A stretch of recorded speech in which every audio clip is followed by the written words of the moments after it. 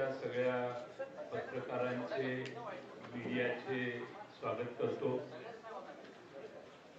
अपुऱ्या जागेमुळे ही जागा बदलून चव्हाण सेंटरला आणावी लागली आणि त्यामुळे आपलाही थोडासा गोंधळ झाला।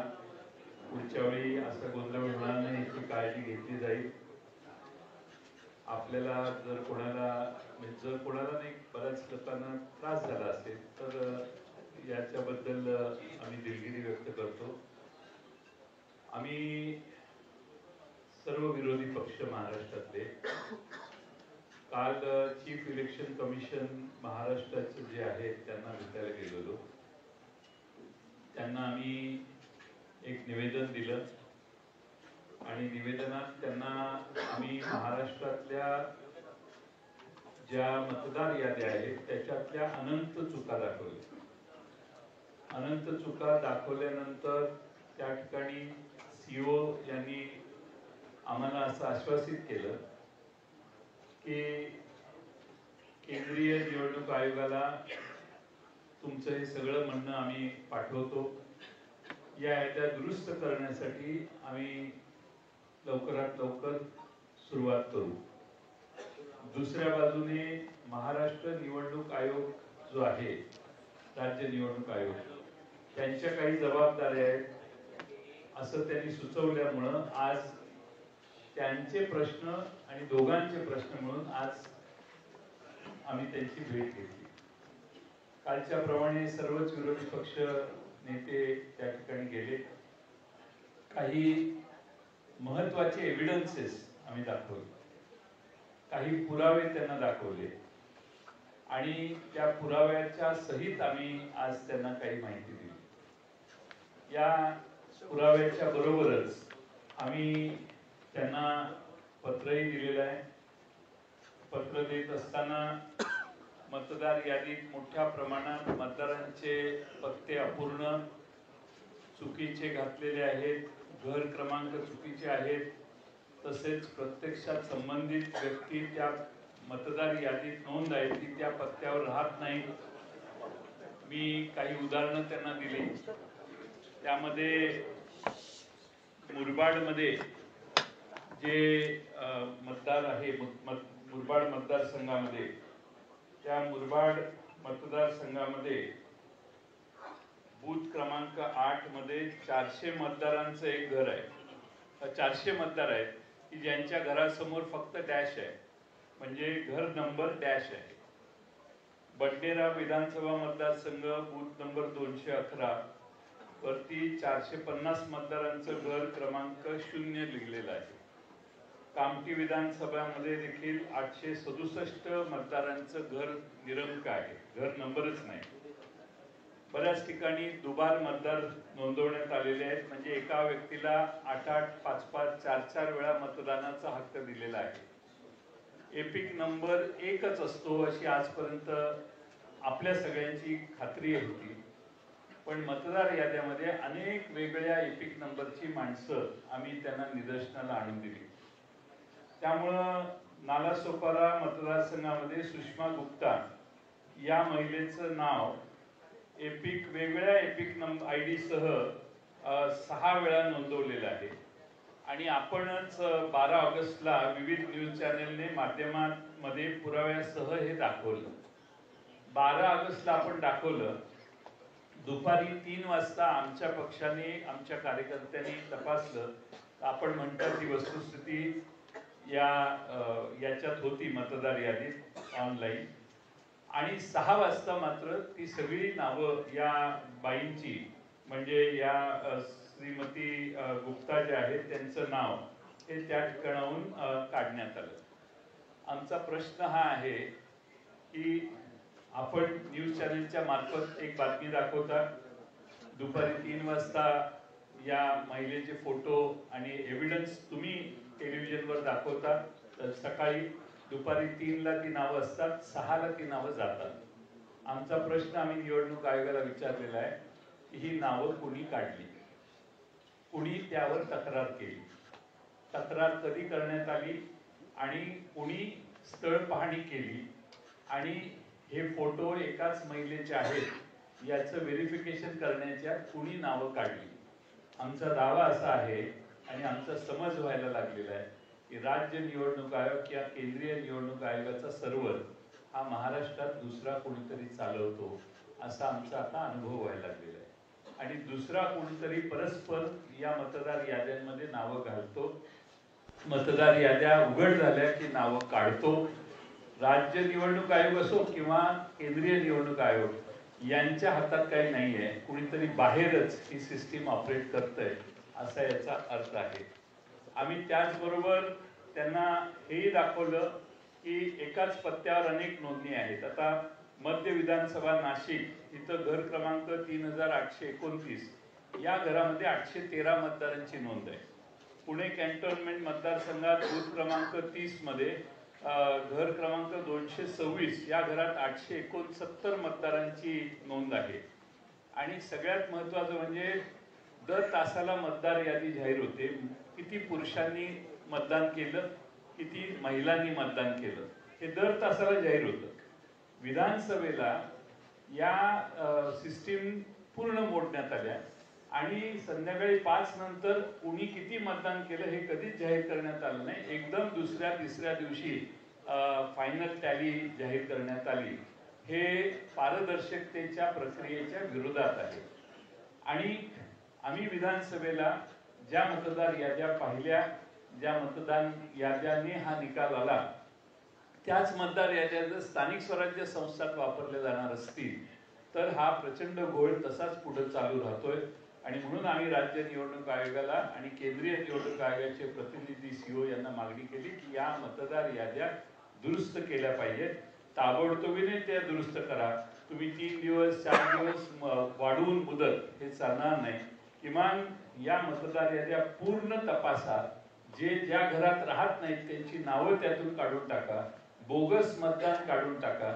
एक आमदार परवाच जाहीरपणाने सांगितलं त्यांनी की 20,000 मतदार मला बाहेरून आणावे लागले, ते मी आणले आणि मग माझा विजय झाला. हे विरोधी पक्ष सत्ताच असणारे आमदारच जाहीरपणाने सांगतायत. याची नोंद घ्या हे आम्ही त्यांना सांगितलं. मी आपल्या सर्वांचं स्वागत करतो आणि पुढं माननीय बाळासाहेब थोरात साहेब काँग्रेस पक्षाचे ज्येष्ठ नेते यांना विनंती करतो की त्यांनी या ठिकाणी त्यांचं मनोगत व्यक्त करावं. माननीय जयंतरावांनी आपल्याला सविस्तर पद्धतीने काही गोष्टी सांगितलेल्या आहेत. काल आम्ही केंद्रीय निवडणूक आयोगाचे CO त्यांना आम्ही भेटलो. आज राज्य निवडणूक आयोगाला भेटलो. विधानसभेच्या वेळेस ज्या मतदार याद्या होत्या त्याच्यामध्ये प्रचंड दोष होते. आम्ही त्याच कालखंडामध्ये योग्य वेळी योग्य ठिकाणी हे सांगितलं होतं की याच्यामध्ये दोष आहेत.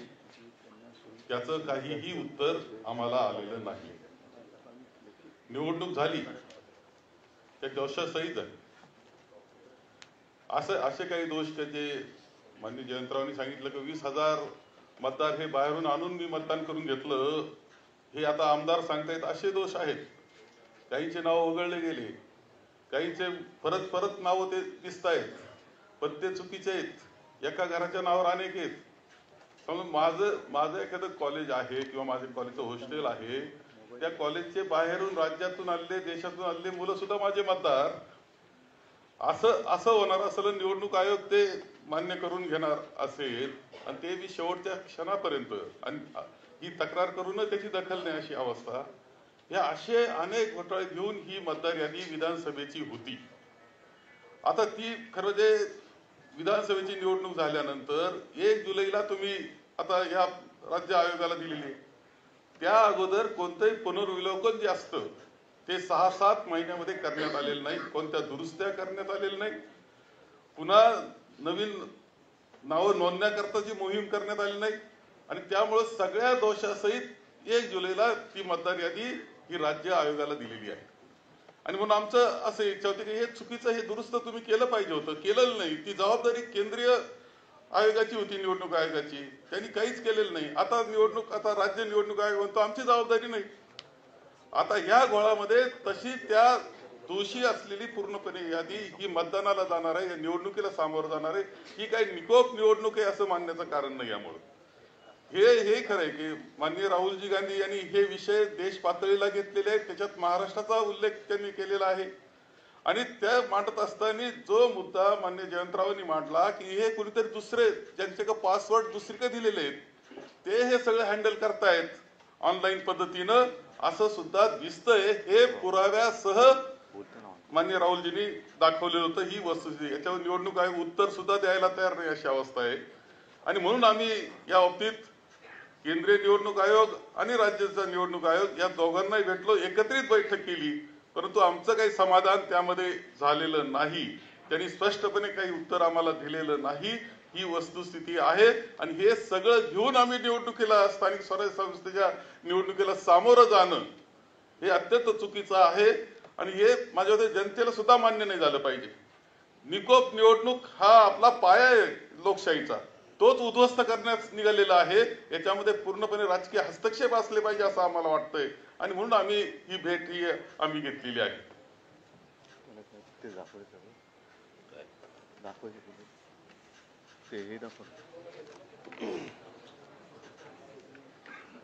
नमस्कार. काल आम्ही केंद्रीय निवडणूक आयोगाच्या प्रतिनिधींना भेटलो आणि आज आम्ही राज्य आणि केंद्रीय निवडणूक आयोगाच्या प्रतिनिधींना दोघांनाही भेटलो. आता जयंतराव म्हणाले किंवा बाळासाहेब म्हणाले, मला अत्यंत महत्वाची एक गोष्ट आपल्यासमोर आणि महाराष्ट्राच्या जनतेसमोर मला ठेवायची आहे की निवडणूक ही गोष्ट म्हटल्यानंतर राजकीय पक्ष आले आणि निवडणुकांना मतदान करणारा महाराष्ट्रातला मतदार आला. निवडणूक आयोग ही फक्त निवडणुका घेतात, कंडक्ट करतात, परंतु राजकीय पक्ष हे निवडणुका लढवतात.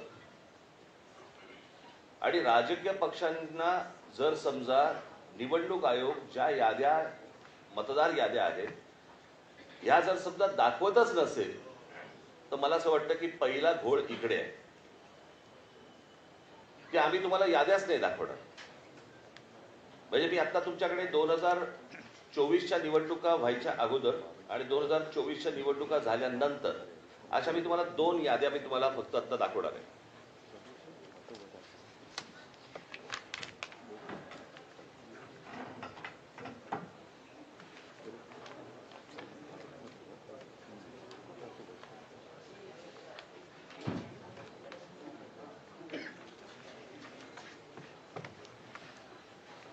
निवडणूक 2024च्या निवडणुका ज्या वेळेला झाल्या त्यावेळेला ज्या निवडणुकांची जी मतदारांची यादी होती ती मी यादीचा काही छोटासा तपशील मी फक्त आपल्यासमोर मी वाचून दाखवणार आहे. याच्यावरनं तुम्हाला साधारणपणे मला असं वाटतं पत्रकार बोलले नाहीत मध्ये तर बरं होईल, आपण कॅमेरामन जर शांत राहिलं तर बरं होईल, कारण आपलं कॅमेऱ्यातनं सगळं टिपतंय, परत आपण पण बोलताय. 2024च्या अगोदरची जी यादी आहे त्याच्यामध्ये फक्त मी काही नावं आपल्याला फक्त आपल्यासमोर मी वाचून दाखवतो, म्हणजे साधारणपणे यादीमध्ये काय प्रकारचा घोळ आहे हा आपल्याला आणि महाराष्ट्राला लक्षात येईल. मतदारसंघ 160 कांदिवली पूर्व, नाव धनश्री कदम, वडिलांचे नाव दीपक कदम, वय वर्ष 23. आता वडिलांचे डिटेल्स. नाव दीपक रघुनाथ कदम, वडिलांचे नाव रघुनाथ कदम, वय 117. मतदारसंघ 161 चारकोप, नाव नंदिनी महेंद्र चव्हाण, वडिलांचे नाव महेंद्र चव्हाण, वय वर्ष 124, वय 124. आता वडिलांचे डिटेल्स. नाव महेंद्र कुमार श्रीनाथ चव्हाण, वडिलांचे नाव श्रीनाथ चव्हाण, वय 43. कोणी कोणाला काढले तेच कळत नाही.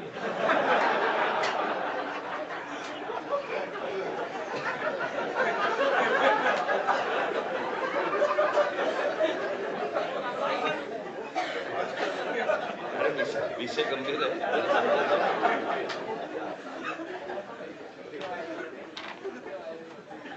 हा 2024च्या निवडणुकीच्या अगोदरचा घोळ. 2024 नंतर त्यांनी त्यांच्या वेबसाईटवरती यादी जाहीर केली ज्याच्यामध्ये फक्त नावं आहेत, फोटो नाही, पत्ता नाही, काही नाही. आणि मग काल आम्ही ज्यावेळेला केंद्रीय निवडणूक आयोगाशी बोलत होतो त्यावेळेला त्यांनी सांगितलं की नाही हे राज्य निवडणूक आयोगाकडे येतं. आता राज्य निवडणूक आयोगाकडे आम्ही भेटल्यानंतर राज्य निवडणूक आयोग म्हणते हे केंद्रीय निवडणूक आयोगाकडे येतं. दोघेही प्रतिनिधी हे केंद्रीय निवडणूक आयोगाचेच प्रतिनिधी आहेत. आणि म्हणजे महाराष्ट्रातल्या राजकीय पक्षांना या संपूर्ण मतदार याद्या न दाखवण्याचं याच्यातनं काय मिळणार तुम्हाला? यातनं फक्त घोळ होणार आहेत. आणि आता आम्ही फक्त त्यांच्यासमोर एवढंच सांगितलं की या मतदार याद्या जोपर्यंत सुधारणा होत नाही, तुमची सुधारणा होत नाही, तोपर्यंत निवडणुका तुम्ही घेऊ नका.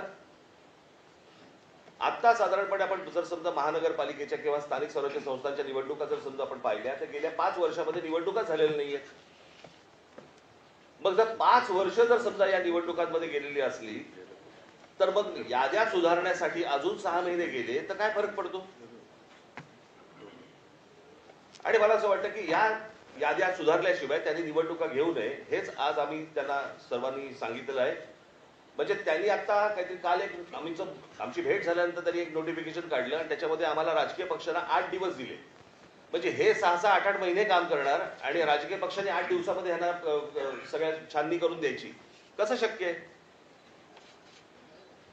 आणि म्हणून तो काल जो त्यांनी काय नोटिफिकेशन काढले ते एकतर रद्द करायला आम्ही त्यांना सांगितलेलं आहे. आणि आज आम्ही त्यांना सांगितलं की या निवडणुका तुम्ही घेऊ नका. उद्या ते काय याच्यावरती निर्णय करतायत हे आम्ही 1-2 दिवसात पाहू आणि त्याच्यानंतर मला असं वाटतं सर्व राजकीय पक्ष मिळून आम्ही एका निर्णयापर्यंत येऊ. तो निर्णय तुम्हाला अजून 2-3 दिवसांनी सांगू. ठीक आहे, धन्यवाद.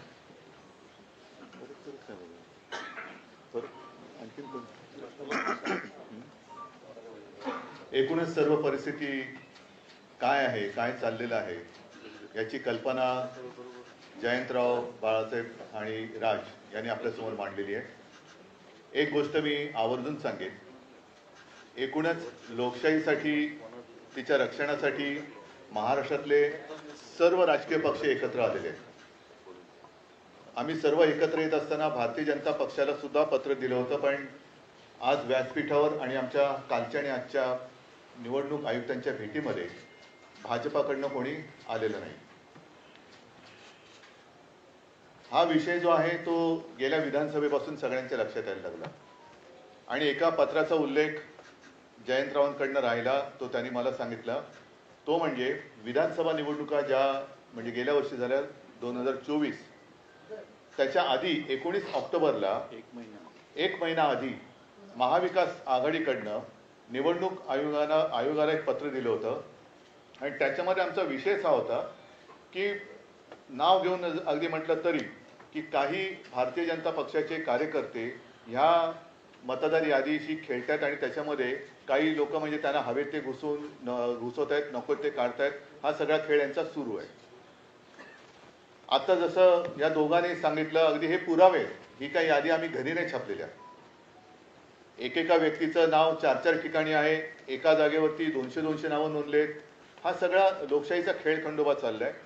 दोन्ही निवडणूक आयुक्तांना आम्ही सांगितले की एक तर इलेक्शन म्हणजे निवडणूक घ्यायची असेल ती निष्पक्षपातीपणाने झाली पाहिजे, नाहीतर इलेक्शनपेक्षा सिलेक्शन करून मोकळे व्हा. तेवढंच आता राहिलेलं आहे. दोघांशी बोलताना थोडंसं आमच्या लक्षात आलं, मी त्यांचा अपमान करू इच्छित नाही, पण हे जे समोर आमच्या बसले ते आयुक्त म्हणून काही त्यांच्याकडे अधिकार आहेत का आम्ही कठपुतळी बाहुल्यांशी बोलतोय आणि त्यांचे 2 वरती कुठेतरी आहेत, ते वरनं जशी बोटं हलतील तशी इकडे हालचाली होतात की काय. सगळे मुद्दे सांगून झालेले आहेत. याच्यामध्ये आणखीन एक मुद्दा जो आहे तो 1 जुलैचा कट ऑफ डेट, म्हणजे 1 जुलै नंतर ज्यांना 18 वर्ष झाली असतील त्यांना यावेळेला मतदानाचा अधिकारच मिळणार नाही. ही कुठली लोकशाही आहे?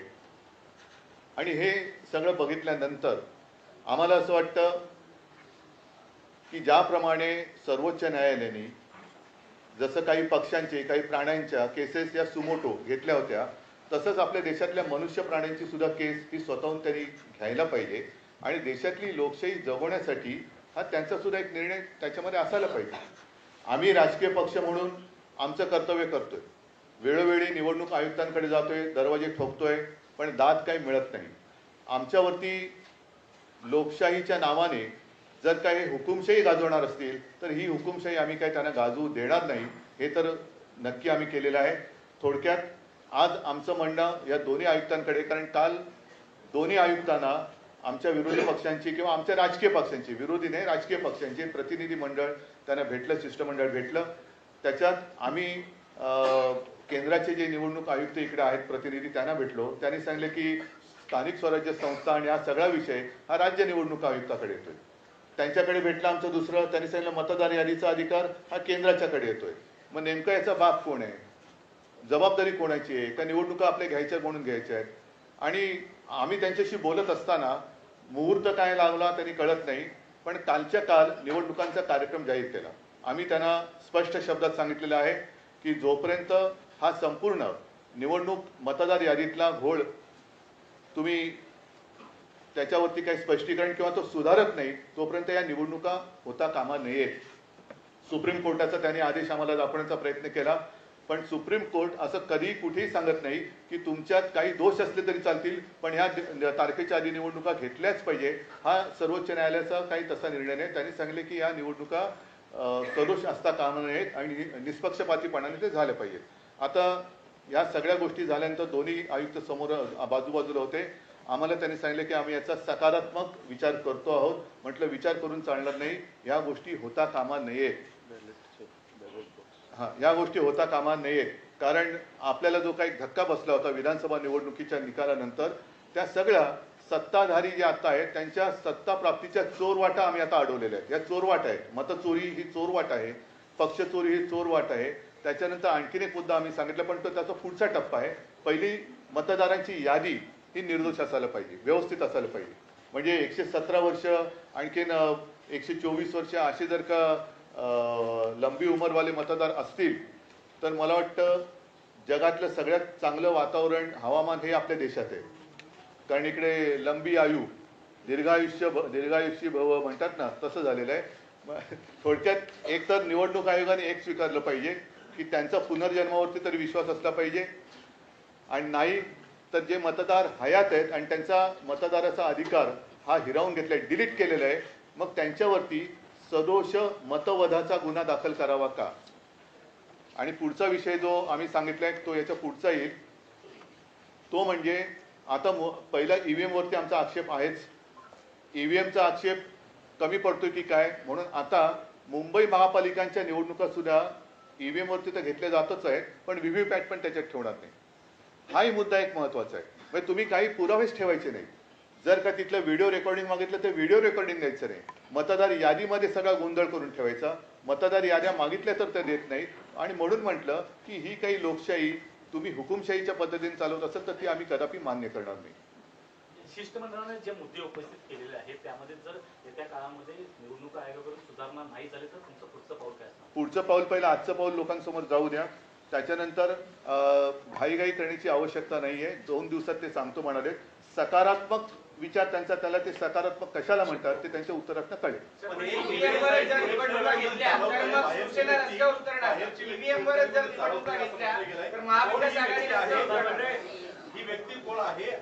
कोण काय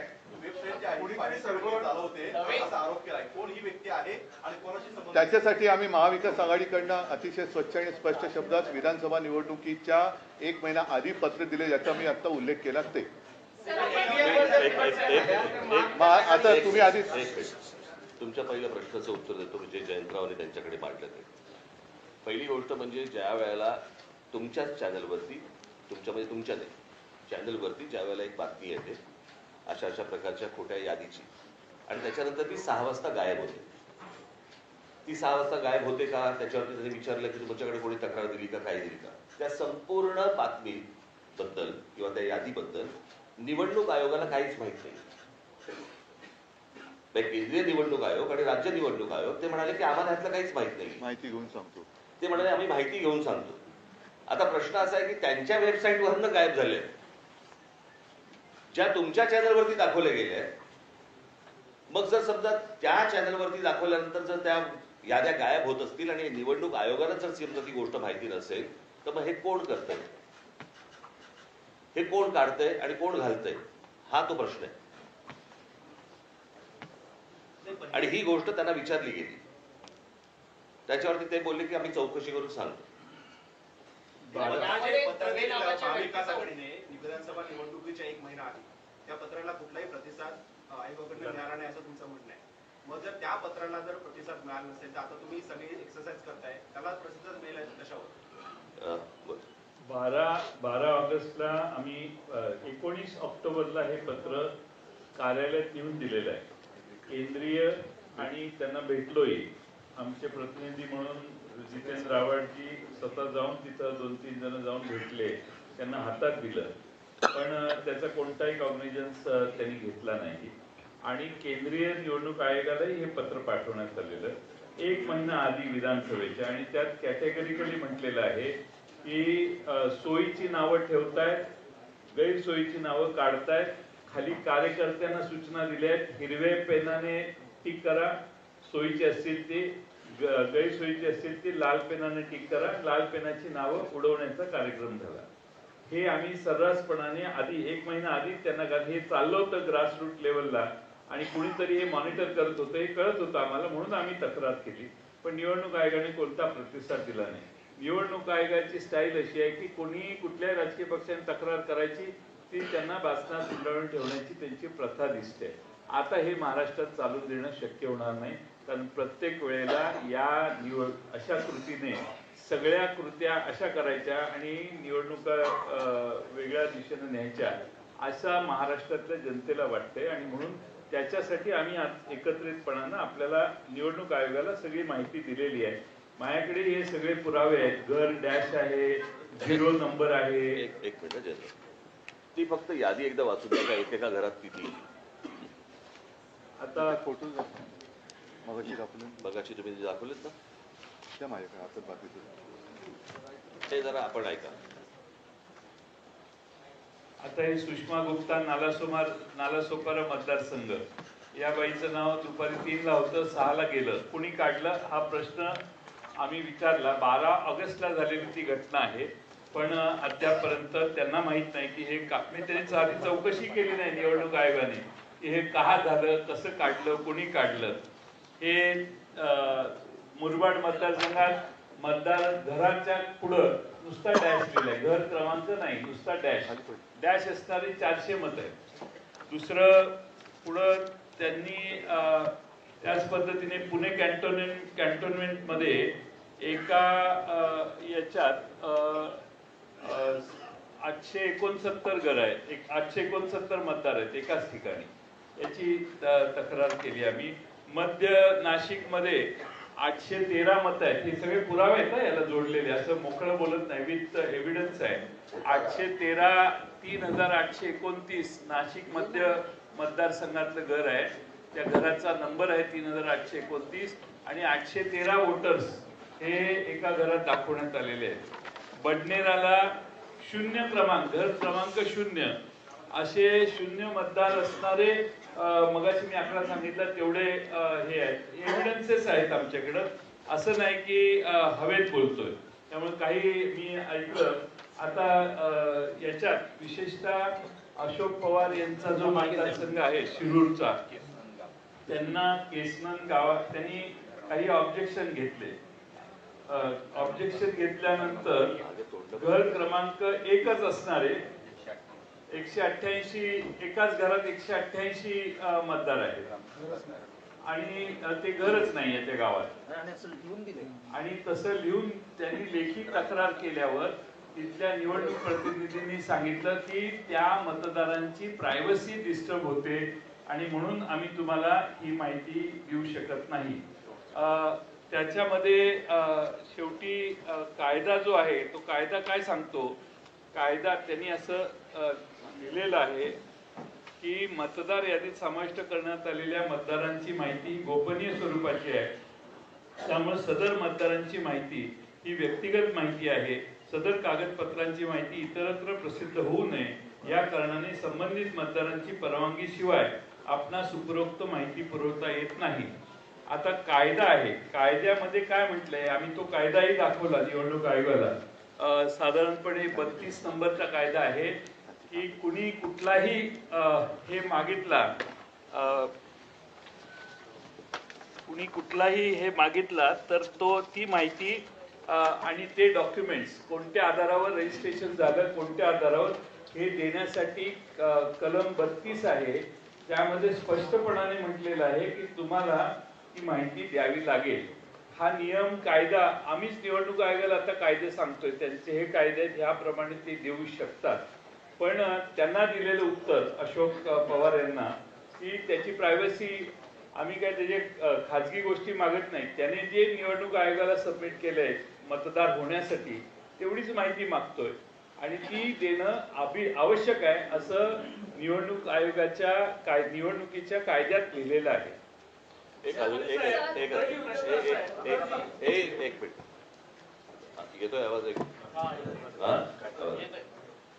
मला यातली फक्त एकच गोष्ट कळली नाही, समजली नाही, जे निवडणूक आयोग आम्हाला सांगते किंवा केंद्रीय निवडणूक आयोग आम्हाला सांगते की मतदारांची यादी ही गोपनीय असते. मला असं वाटतं मतदान हे गोपनीय असतं ना.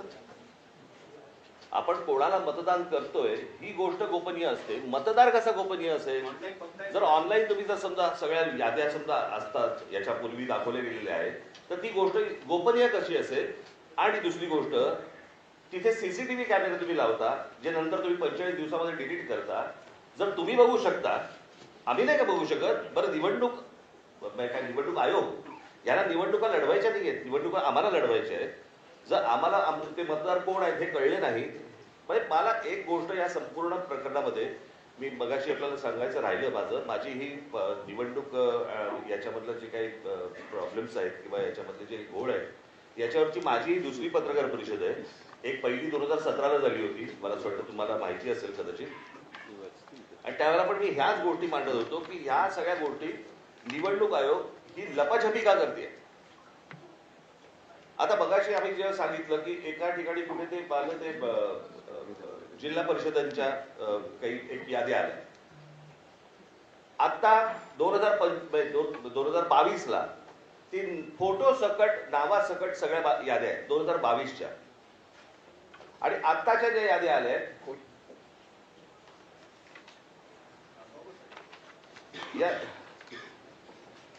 या 2022च्या याद्या आहेत, ज्याच्यामध्ये फोटो आहेत, नाव आहे, सगळं आहे.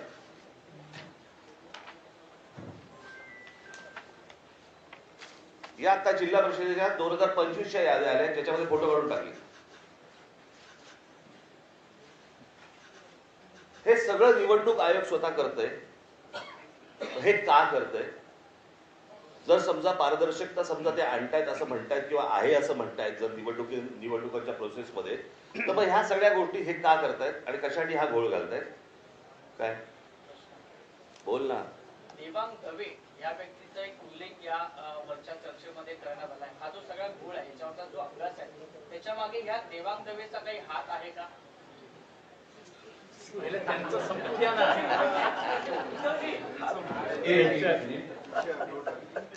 अर्धावर विषय राहिला त्याचं पूर्ण करू.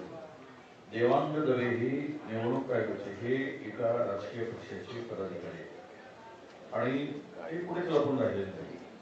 त्यांच्याकडे जो कंत्राट दिला आहे डिलीट करायचं पण आहे ना एडिशनचं पण आहे. एडिशन दोन्ही काम तो करतो आहे वेबसाईटवर अधिकृत. तर अधिकृत कंत्राट दिल्यामुळे वेबसाईट हाताळण्याचं काम सेट आहे आणि तिथूनच कदाचित घोळ असावा असा आमचा गोड समज आहे.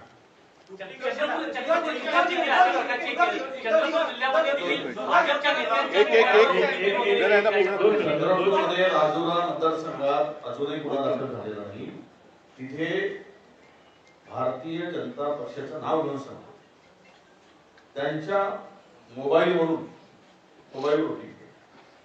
ते सिद्धच झालं. आम्ही तक्रार दिली, अद्यापही तिथे कुठेही गुन्हा दाखल झाला. आम्ही पकडून दिलं, चोरी पकडून दिली, कशा प्रकारची चोरी झाली पुराव्यासह दिलं. त्यामुळे आता ती कारवाई झाली नाही. पुढे जो विषय आहे त्याच्यामध्ये जर समजा 80,000 रुपये पनवेलमध्ये बाळाराम पाटलांना त्यांनी उत्तर असं दिलेलं आहे ऑफिशियली आणि सगळ्यांनाच उत्तर दिलेलं आहे, ज्यांनी बातमी केली त्यांनाही दिलं की जर 80,000 तुम्हाला वाटतं दुबार मतदार असतील तर तुम्ही 80,000 अर्ज केले पाहिजे प्रत्येक मतदाराच्या नावाचा. याबद्दल काही बोलणं झालं का? नंबर 1. आणि नंबर 1 मिनिट दुसरा प्रश्न असा आहे की आता आपण सीसीटीव्ही बद्दल बोललात. तो सीसीटीव्ही हा एक वादग्रस्त मुद्दा आहे असं जर धरलं तर एक 17A फॉर्म आहे जी इलेक्टोरल रोल असतो जो मतदार अधिकारी टिक मार्क करतात. तो अधिकाऱ्यांनी टिकमार केलेला रोल इलेक्शन कमिशन देत नाहीये, याबद्दल तुमचं काही बोलणं झालं का? मला एकच या सगळ्या गोष्टींवरती मला फक्त बोलायचं आहे. तुम्ही जे काही सगळे कायद्याचे या देशात ह्या पहिल्या निवडणुका नाही आहेत. याच्या अगोदर अनेक निवडणुका झाल्या, बरोबर आहे, साधारणपणे 2014च्या अगोदर, 2000 त्याच्या अगोदर या इतके वर्ष ज्या निवडणुका चालू आहेत, कधी असले विषय कधी आले नाहीत जे हल्लीच का यायला लागले. मला असं वाटतं हा एक सगळ्यात महत्वाचा प्रश्न आहे की आता हे फॉर्म भरा, फॉर्म भरून तिकडे आता किती ते पैसे द्यायचे, तर 2 रुपये प्रत्येक पानाला 2 रुपये द्यायचे आणि मग आम्ही पानं घ्यायची. पण त्याच्यात पण कमाई. टेक्निकल ग्राउंड्सवर इलेक्शन कमिशन स्टँड करतं, त्याबद्दलचं म्हणणं. 17 मागणारे अनेक उमेदवार आहेत. अनेक उमेदवारांनी 17 मागून देखील निवडणूक आयोग ते देत नाही. आता एक उदाहरण सांगतो की कोरेगाव विधानसभा मतदारसंघात शशिकांत शिंदे साहेबांनी विधानसभेच्या आधी अपील केलं. कलेक्टरने निर्णय दिला की ही 1,500 मतं आपण यादीत घ्या.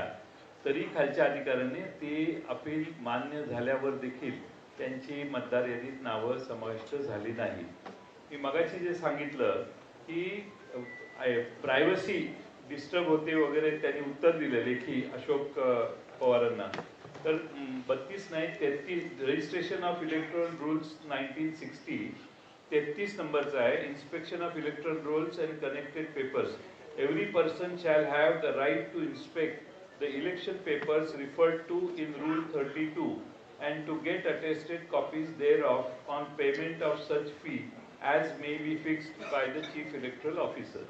हा कायदा रूल मध्ये आहे हे, तरी देखील त्यांना उत्तर दिलं की आम्ही देऊ शकत नाही.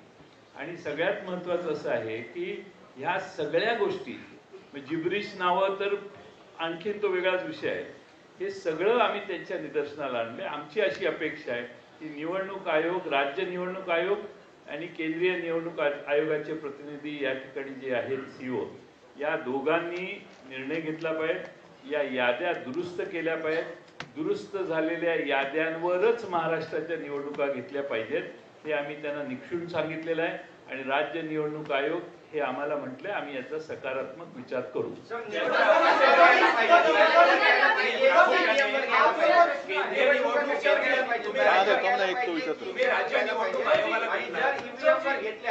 तर मग भूमिका काय असणार बघून आधी पहिलं याद्या तरी करू.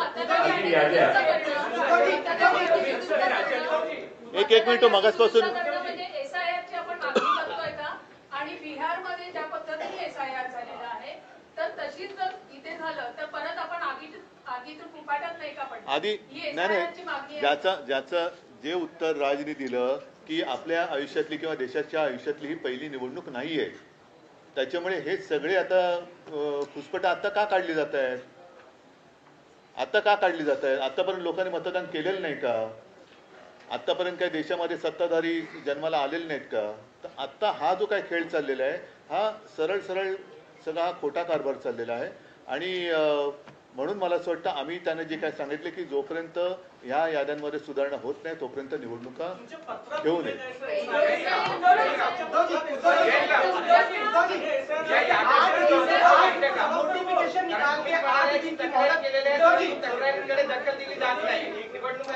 असं आहे की आम्ही निवडणूक आयोगाला आवाहन केलेलं आहे आणि मागणी केलेली आहे की बल्कमध्ये चुका आहेत त्या तुम्ही दुरुस्त केल्या पाहिजे. आता एखाद्या मतदार यादीत 8,000 चुका असतील तर त्या 8,000 चुका आम्ही सबमिट करायच्या इंडिव्हिज्युअली प्रत्येक ठिकाणी. याला मग किमान 1 महिन्याचा वेळ तर दिला पाहिजे. वेळ नसल्यामुळे तुम्ही 7 दिवसात आणि 8 दिवसात करा म्हटल्यावर कोणत्या एक तर तुमच्या याद्या डिजिटल नाहीये. तुम्ही या याद्या डिजिटल का नाही करत? डिजिटल याद्या केल्या की सगळ्यांनाच सोयीचं होईल आणि तुम्हालाही सोयीचं होईल काम करायला.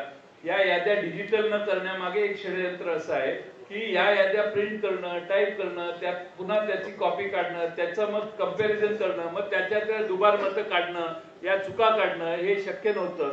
आम्ही मॅन्युअली हे सगळं काम केलेलं आहे. महाराष्ट्रातल्या 288 मतदारसंघात गेल्या 2-2.5-3 महिने काम करून आम्ही बऱ्याच गोष्टी काढलेल्या आहेत. हे छोटे काही उदाहरण आहेत. आणखी उदाहरण आम्ही देऊ शकतो. आम्ही वाट बघतोय निवडणूक आयोग काय करणार आहे. एकच मिनिट तू मगाचपासून प्रश्न विचारतोय पण तत्पूर्वी एक सांगतो की निवडणूक आयोगाचं काम व्यवस्थित पद्धतीने निवडणुका पार पाडणं हे आहे. आणि त्या निवडणुकीच्या प्रक्रियेत समजा आमच्या राजकीय पक्षाकडनं त्यांच्या नियमाचं कुठे उल्लंघन झालं किंवा आणखीन कुठे चूक झाली तर आम्हाला कायद्याचा दंडुका दाखवला जातो करप्ट प्रॅक्टिस म्हणून. आता आमचं म्हणणं असं आहे की ही निवडणूक आयोगाची करप्ट प्रॅक्टिस आहे. ही निवडणूक आयोगाची करप्ट प्रॅक्टिस आहे. ज्याप्रमाणे स्वतः शिवसेना प्रमुखांना ती शिक्षा भोगावी लागली होती, त्यांचं 6 वर्ष मतदानाचा अधिकार हिरावून घेतला गेला होता. आता निवडणूक आयोगाला आणि निवडणूक आयुक्तांना काय शिक्षा करायची जर त्यांनी सुधारणा केली नाही तर, कारण ही निवडणूक प्रक्रियेतली निवडणूक आयोगाची करप्ट प्रॅक्टिस आहे. हा भ्रष्टाचार आहे त्यांचा. एक त्याचा प्रश्न उद्या म्हणजे मग तुम्ही यांना विचारा. मतदार याद्यांमधला जो घोळ आहे राष्ट्रीय स्तरावर त्याचा फायदा एनडीएला होतो आहे आणि राज्य स्तरावर त्याचा फायदा या निवडणुकीत आपलाही आरोप आहे आणि संशय उपस्थित झाले की महायुतीला झालाय. तर असं हे लक्षात घेता किंवा हे आरोप लक्षात घेता निवडणूक आयोग मग केंद्रीय असेल किंवा राज्यातला भाजपसाठी हस्तक म्हणून किंवा भाजपच्या दबावाखाली काम करतोय असा तुमचा आरोप आहे का? त्याच्याबद्दल आम्ही स्पष्ट पत्र दिलेलं आहे, ज्याचा वारंवार आता उल्लेख झालाय की गेल्या विधानसभा निवडणुकीच्या आधी 1 महिना अगोदर एक व्यवस्थित स्पष्ट शब्दामध्ये पत्र दिले. त्याच्यात भारतीय जनता पक्षाचं नाव लिहून आम्ही ते पत्र दिलेलं आहे. आणि नसेल तर भारतीय जनता पक्षाने आज आमच्या शिष्टमंडळात यायला पाहिजे. आज किंवा काल येऊ शकले नसतील तर त्यांनी सांगावं उद्या येतो, आम्ही सगळे मिळून जायला तयार आहोत. आता हा प्रश्न जो आहे हा चेंडू भाजपच्या कोर्टात आहे. त्यांचा जर का त्यांची जर का ह्याच्यात ढवळाढवळ नसेल तर त्यांनी आमच्या शिष्टमंडळात सामील व्हावं आणि आम्ही जी मागणी करतो ती त्यांनी करावी.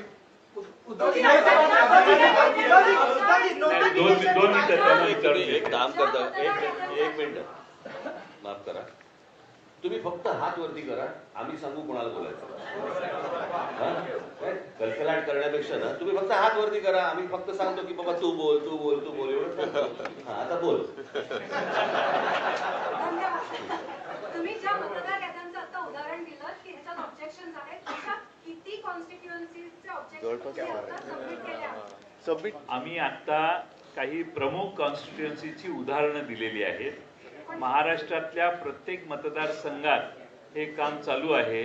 स्थानिक दृष्ट्या त्याचे ऑब्जेक्शन सबमिट होतील, परंतु बल्कमध्ये हे झालेलं आहे, फ्रॉड आहे असं आम्हाला वाटायला लागले तर ते निवडणूक आयोगाने पुढाकार घ्यावा ना. आम्ही 2 हे असतात, एक म्हणजे फोटो आयडेंटिटी सेम आहे असे बघून ते नावं बाजूला काढता येतात, त्याचं एक वेगळं सॉफ्टवेअर आहे. नावं एकत्रित करून सगळी नावं कम्पेअर करून ती डुप्लिकेट झाली असतील तर ती नावं बाजूला काढायला सॉफ्टवेअर आहे. ही सॉफ्टवेअर 2019च्या निवडणुकीच्या आधी वापरलं जायचं, पण दुर्दैवाने 2022-23 नंतर हे वापरलंच नाही. तर आम्ही त्यांना कालच विनंती केली की हे सॉफ्टवेअर वापरा आणि हे डुप्लिकेशन जे आहे ते काढून टाका. त्यांनी केलं पाहिजे.